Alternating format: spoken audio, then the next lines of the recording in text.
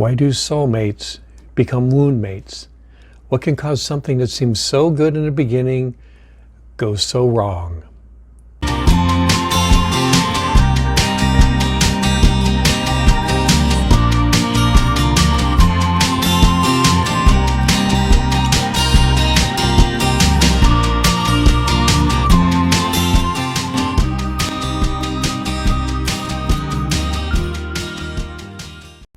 Hi, this is David Greenwood of Your Life in the Now, helping you to move forward to develop the healthiest relationship you can have, which in turn will augment your life and help you to live the life you deserve and desire.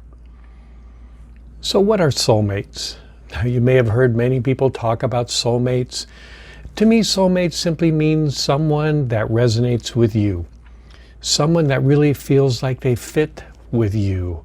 Some people even say it's their other self, that complement. In the old days, they used to call them twin flames, two parts of the same flame that were separated but were meant to come back together. Now, whether or not you believe in soulmates, or whether you think there's just one soulmate or actually many, the idea is there are people that really resonate with us that we just seem to fit together better with. When you feel like you have your soulmate with you, everything in your life changes. It's like you discover another part of you, another world. Everything seems brighter, more colorful. The sounds are better. You feel better. It actually brings out younger parts within you that are creative and joyous and free to see life in a different way. These are some of the benefits of having a soulmate, having somebody that really resonates with you. Now, you can have soulmates that are actually friends or relatives. It's just that the ones that are most in intimate relationships with you, your romantic partners, tend to bring out deeper feelings within you. So we're going to focus on the ones that are in romantic relationships. So what are wound mates? And how can a soulmate, something that seems to be so amazing, so wonderful, turn into a wound mate? And what does it mean to be a wound mate? There's two different meanings. One of them is not so good. One of them is actually acceptable and natural. So a wound mate is usually someone that brings out the worst in you. That's how people usually think about something that happens within you that is triggered by having this person around that will cause all your fears, all your issues, jealousy, insecurities, angers, fears, anxiety, depression, you name it, it can be brought out by these people. So how can we go from this amazing soulmate into a wound mate? Well, it's simply this. When you are with somebody who fits so well together with you, they're going to naturally trigger your subconscious beliefs that you don't deserve to have joy and happiness in your life. Remember that the subconscious was created those first 16 years by both positive and negative benefits. The positive things do well. The things you do in your life, it means your subconscious is positive and it flows right with your conscious desires. We're not concerned about that. What we are concerned about are parts of your subconscious that just don't fit well with you. They don't fit well with what you want. The old beliefs, I can't do it, it's not in my nature, I don't deserve it, I don't whatever. These are the type of beliefs that do reside in your negative subconscious conditioned mind.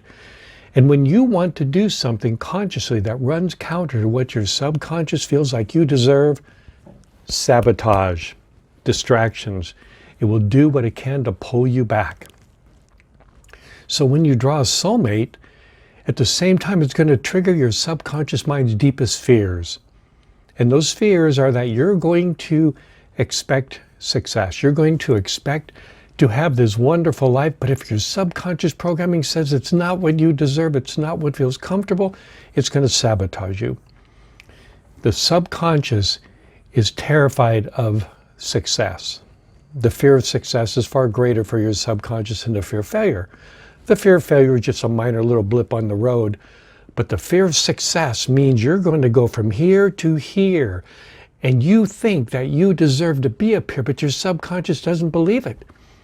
And if you're up here, it feels like you're going to be proven to be a phony, you're not believable, you're going to be exposed with all the negative things, and you're going to make a huge fall down. And your subconscious is designed to protect you from that, to keep you from falling, to keep you safe. And when you're up there thinking that you deserve this, and when everybody finds that you're really a fake and a phony, it's going to be so disruptive, your subconscious will just feel like it shatters with all the emotional intensity. So the fear of failure is not nearly as bad as the fear of success to the subconscious. And nothing brings out the fear of success more than having your soulmate, because it's one of the things that we want the most. To feel like there's somebody there for us who resonates with us, complete us throughout our life. Can you imagine what a subconscious mind that thinks negative thoughts about you feels about drawing your soulmate? That's why it's often so hard to do that, because you have to run counter to what your subconscious believes.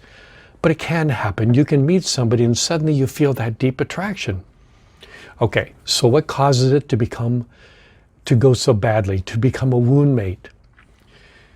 The very thing that caused you to draw this person to you is also going to trigger your deepest fears, because your subconscious believes you don't deserve it. It's considered a wound mate because it's going to bring out your deepest fears. It's going to bring out your deepest wounds. So in reality, on the positive side, that wound mate is the best thing that could ever happen to you, because now not only are you going to be able to experience the joy and happiness of being with a soulmate, you're also going to have this person bring up your deeper issues so that you can heal it. This is the key. Instead of pushing away things and people that bring up our issues, you want to embrace that. They're your teachers. It's the biggest gift that can be given you. We are meant to draw to us what we need to heal. It's amazing that the law of attraction simply says we're going to draw to us that which is like us, that which we need to heal. We have issues within us. We're going to draw people that are going to bring up those issues. That's the best thing that could ever happen, because you're going to be stuck. Your issues they're called issues for a reason. They're issues because they hold you back. It can hold you back in so many different ways, but it's the old conditioned mind that created those issues, not the conscious mind. It's what you inherited. That's why you want to go do something amazing, but your subconscious will hold you back because of your issues, the doubts, the fears, the worries, the concerns, the failures, all the rest. So when somebody is bringing your issues up, the idea is now you can deal with them healthily, find out why they're there, discover them, process them, heal them, release them. Then you are able to have this amazing life, not just with a soulmate, but with yourself. That confidence, that self-esteem, the self-worth is there naturally. You don't need anybody to make you feel good about yourself, but you enjoy sharing your life, and that's what a soulmate's for. So the soulmate is going to bring your greatest joy and your issues up so you can process them together, because they're going to do the same thing you're going to do, hopefully. And then as you heal much of those issues, you have an amazing life together. This is what soulmates are meant to do. Not just come in some la-la land and suddenly things are going to be great.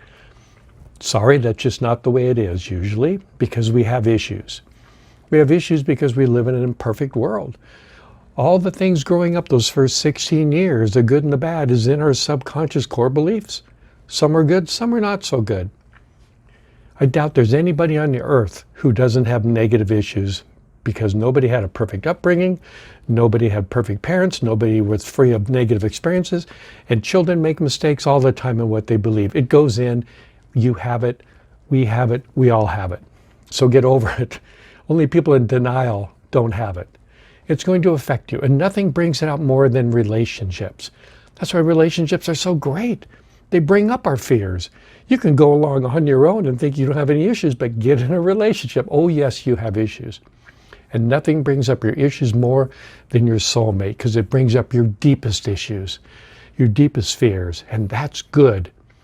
So your wound mate is actually the best thing that could happen to you, because it's bringing up your wounds. They're actually a gift to you. But if both of you don't work on it, I guarantee that relationship will not work out. It will spiral downward, and certainly if neither one of you wants to face your fears, that's when it becomes a negative aspect of a wound mate. That suddenly that person that was so amazing is bringing up all those anxieties, all those fears, the anger, the self-hurt, all the rest of the crap that's in us. is going to come up and it'll be projected on the other person. And typically those people have to part because they're just horrible for each other. If they're not working on their issues and not understanding them, it's going to be self-destructive. And oftentimes you have to part, otherwise something bad would happen to one of you. So if you can just realize you have within you this amazing capacity to draw to what you need to heal. Think how amazing that is. Even the idea that life is bringing it to you, that's still being a victim to life. No, we are designed to bring our own issues. And instead of pushing them away or escaping with drugs or alcohol or food or cigarettes or even entertainment and exercise, look, there's nothing wrong with some of those things, but don't use them as a form of escape.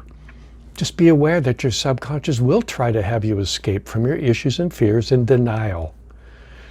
When you embrace them, they can heal. They literally can. That's what people do. They help you to see it, to feel it, to process it, to express it, to release it. When you do that, especially when you're with your soulmate or somebody that really resonates with you, you find the life that you've wanted to live is there for you. You can have this.